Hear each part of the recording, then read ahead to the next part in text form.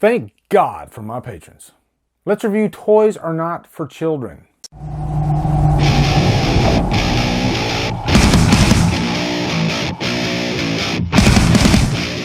Toys Are Not for Children stars Marsha Forbes, Harlan Carey Poe, and is directed by Stanley H. Brasloff. What's up, guys? It's patron request time. And let me just say, I mean this. Thank God for my patrons. Because the movies that you guys introduce me to are movies that I would have never come in contact with, and much less never have reviewed. And, I can think back to like Ted Harrington, who introduced me to The Evil from 1978. And I adored that movie. And again, we have a perfect example here with Toys Are Not for Children. Brian Pacheco, he is the one that requested this one. And of course, if you're of a certain tier, then you can get a review in your honor. But he messaged me and he was like, I want you to review this movie called Toys Are Not for Children. And I was like, that's a strange title. And I didn't know if this was a newer movie or if it was older. And then I found out that it was from 1972. And then that piqued my interest because I do have a thing for that era of cinema because that's like knee deep in the video nasties or exploitation era of cinema. And there's just something about that really calls me. This is a time in Hollywood where there was like a passing of the torch, and films that would normally not see the light of day, with the censors and the MPAA, they had their heyday in that era. You could get away with a lot more. And then, of course, it depends on the time frame. Like in the 80s, we all know the stories about movies, slashers, that they were getting butchered by the MPAA, especially like the late 80s. Early 80s, it was different. But, back in the 70s, these were movies that literally looked like porn from that era. They just had that video quality about them, just very grainy, very dirty, and they're just unpredictable. That's one thing I love about exploitation films. They're so unpredictable. You never know what's around the corner. Am I going to watch a snuff film? Am I going to watch a softcore porn? Who knows what this is going to be?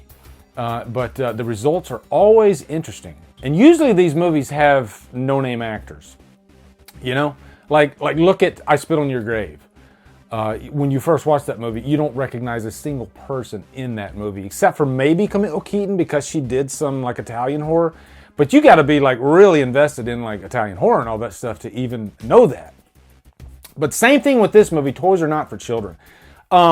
Let's go ahead and give you a quick plot synopsis. Can't wait to talk about this movie, actually. Now, Toys Are Not for Children is about this main character named Jamie, and she has a very strange relationship with her mother, but especially with her father. She's very repressed, not just sexually, but just in life in general. And let's just say she's had some psychological trauma. I'm going to make this a spoiler-free review because I kind of want you guys to check this out. But because she's kind of stuck, like at a certain age. She acts like, a child of maybe, 10 years old, something like that. It's gotten in the way of her life. And she marries this guy named Charlie, who she works with. And, their first night, the honeymoon, she can't perform. She does not want to have sex with the guy. And of course, Charlie gets frustrated. And then this story gets really strange because she develops this friendship with this prostitute who goes by the name of Pearl, and she lives with her pimp named Eddie. And she admires Pearl, and she literally wants to be a prostitute just like her. It's when she steps outside of, I guess, her comfort zone, which is being repressed, and steps into this world that's completely different, that she can let loose and ultimately, become a prostitute and have sex. It's a very strange plot, because she still can't do anything with her husband. Also, she has this mother who's scorned. She hates the father. She's constantly telling Jamie, your father is a piece of crap. He's a cheating scumbag. And instead of agreeing with her mother, it goes the other way, actually. This is where it gets controversial, okay? She literally has fantasies about her father. And you'll notice that in the opening scene with the movie where she's laying on the bed naked and she has a toy that she is pleasuring herself with. And she's saying daddy, but it's like literally that's what she's thinking. So do you feel uncomfortable yet? because I did. That's the purpose of this movie. That's the great thing about exploitation cinema back then. It was there to make you feel uncomfortable, to get a reaction out of the audience. You know, like take a comedy. What's the reaction you want out of a comedy? You want your audience to laugh. These types of films, they are to make the audience feel very uneasy, very unsettling, and uncomfortable.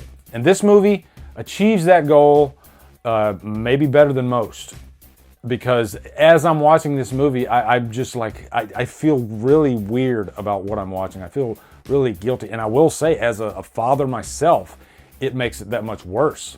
But on the other hand, I liked films of this era that would push that envelope and get under the audience's skin. You know, it made me think of like Last House on the Left from '72, and how Wes Craven said, you have to show the dark side of life in cinema. Why cover just one aspect that feels safe and feels comfortable, like a warm blanket? Why not offer this other side that feels very taboo? I guess it's like the analog dark web, before the internet existed. This is kind of like the dark web of cinema. It's just very taboo. But then, underneath this veil of uncomfortability, is that a word? You actually have this really moving and powerful performance by Marsha Forbes. And this is a character that I felt for throughout the whole movie. You feel like you want to save her. And I have to commend Marsha Forbes for her performance in this. She did such an amazing job. The acting in this movie, I'm not saying it's great by any means. It's kind of spotty. It's kind of all over the place. But that's par for the course when it comes to exploitation cinema. You're not going to get like De Niro performances, but they're still very passable performances. But again, the character Jamie, this is a character that's just constantly manipulated and taken advantage of by everybody in her life, including her own mother. And even people that she trusts, the prostitute, eventually tries to take advantage of her. So it's like she never stands a chance. Also, filmmaking wise, again, this just feels very grainy. I'm guessing 16 millimeter. The editing choices are very unique, especially like the opening title cards. It's just so abrupt. Well, what do you know? Come on in. There's like a couple of scenes that happen, and then boom, you get your title card, and you feel like, wait, was that supposed to happen now? Just very strange. And also the musical choices along the way. You can tell that they did the score with probably very cheap instruments, which I think adds to the charm of the movie, actually. There were certain cues in this movie that made me think of like It Follows, because the music by Disasterpiece in It Follows isn't your typical modern day score that you would expect. And I would not be surprised if Disasterpiece was influenced by, this era of film and how they would be experimental with their scores. Even like Black Christmas, the original Black Christmas, that's a very, very experimental score. Same thing here. This score it's kind of chaotic, but you do have some nice somber moments. You have some sad moments. You have some strange moments. And I think the score suits all of these moments perfectly. You're not only stubborn, you're stupid. Who's the one that brought that whore into your home? Into your wife's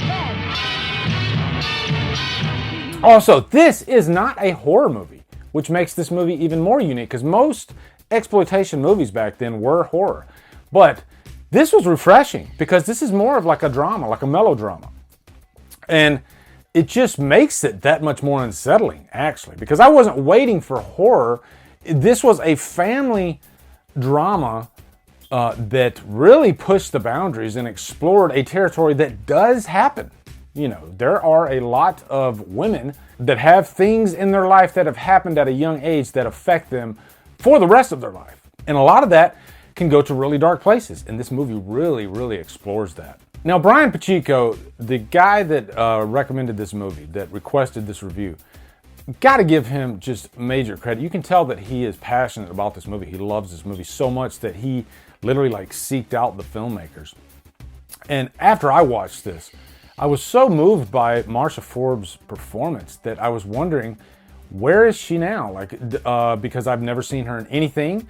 And this is the only movie that Marsha Forbes has ever done. You know, and Brian Pacheco, giving him full credit, he literally reached out to me. He's been in contact with the family. And of course, I'm going to be very respectful here and respect their privacy. But I will say that this is a film that challenged Marsha Forbes and must have been tough for a first and only role. And after this experience, I can't speak for Marsha Forbes, but I'm guessing it wasn't the best experience for her. Or maybe it just wasn't for her, the acting profession. And so she just left the profession. And, you know, this is nothing new. This probably happens a lot. There's probably so many cases where an actor did, you know, a little low-budget slasher movie or horror movie and left the business and went on to do something else. Marsha Forbes went on to do other things in her life. But I will say, if Marsha Forbes, if you see this, I want to say that your performance moved me. Your performance was quite amazing in this, and you should definitely be proud of the work that you put in this movie, you know? And really, any actors that do exploitation types of films, it's not easy. Like what Camille Keaton had to put herself through for I Spit on Your Grave. At the end of the day, it's work. They have to put in this very difficult work, and the results are there. So again, Marsha Forbes, your performance was so good in this. It's not that often that I see a performance that moves me. And this one really did. But guys, I definitely want you to check this movie out. It's on Amazon Prime. I will put an Amazon link down below in the info box so you guys can go check this out. You can rent it. And I just want you guys to watch this movie. I really do. I know Arrow has a release out there that I'm going to buy myself. So I'll put a link for the Arrow release as well. But, you know, thank God for Arrow, too, that would take these movies that are pretty much lost and, you know, give them a 2K scan and put them out there for people to see. Because I think that's like the only release you can find of this movie. But I think it's definitely worth your time. So definitely giving it a purchase worthy. And thank you, Brian. Also, be sure to come over to Killer Flicks, where we talk horror all day and every day. And on Fridays, we do Free For Fridays. Follow me at Drumdums on all my socials. Anyway, guys, thank you so much for watching. Have a great day. Drumdum out.